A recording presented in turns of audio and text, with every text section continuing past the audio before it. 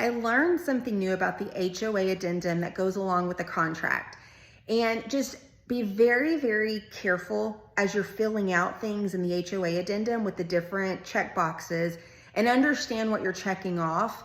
And this happened to a client of mine. And, for me, I've always thought in the box that says the client's not responsible for more than blank amount of the transfer fees, I thought that was everything, except HOA dues, actual dues, of course.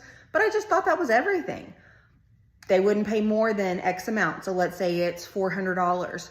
But what I learned is that depending on what was checked off in some of those boxes, if the resale certificate does not count into that $400, there's actually boxes where you can check off buyer or seller being responsible for the resale certificate. And the resale certificate is always required, even though there's an option for you to check off that the buyer doesn't want one. It's always required.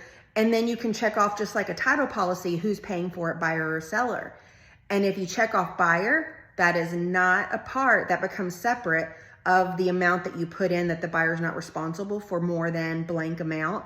It's separate. So where this came up, and it was none of you, it was a realtor I've never worked with before, they checked off that the buyer would pay for the resale certificate, but they also checked off that the buyer didn't want a resale certificate in that section.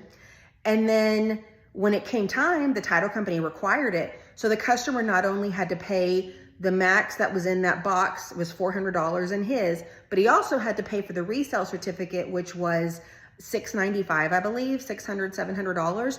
So while in his mind, he thought, oh, I only have to pay $400, he actually owed an additional $700, which really ticked him off. So just an FYI, make sure you're looking at the boxes and truly understand them. And just above anything else, know that the resale certificate, depending on what you check off, does not have anything to do with the dollar amount that you put in that blank.